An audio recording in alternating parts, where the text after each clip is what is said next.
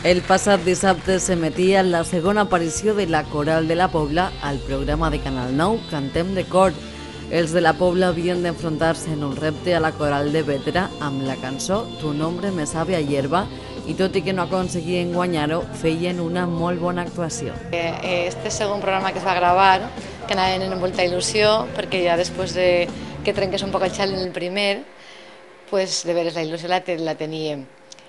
Clar, les que estaven allí pues, portaven més temps que nosaltres. I la coreografia puntua un 30%. Nosaltres no s'havíem preparat en coreografia, pues, un poquet el manejar-se tots a una part, però no vam aprendre a fer expressius, els moviments en la cançó, això ells això ho notaren en falta. Però satisfets nosaltres tots, el director i nosaltres, de com cantàrem, de lo que se guanya cada dia més en la coral, perquè se fan molts assajos i se prenen molt d'interès i s'agarren serietat.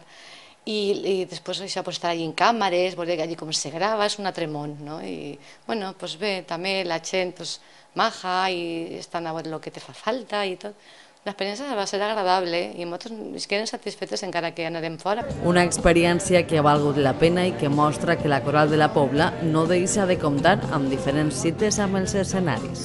Sí, estem contents. Ara el festival que van tindre així en Villa Marchant i en Alaquàs, després n'hi ha que tornar-se a un lloc i a l'altre a cantar, i lo del Palau, que ens tenen ja quasi com a invitats favorits, perquè de normal no tots els anys es repeteix, les corals canvien, i enguany havien recurtat, han llevat corals i a nosaltres ens han dit que anem, o sigui que això ens halaga moltíssim. Esta aventura a la tele ha finalitzat, però ara continuen amb moltes noves.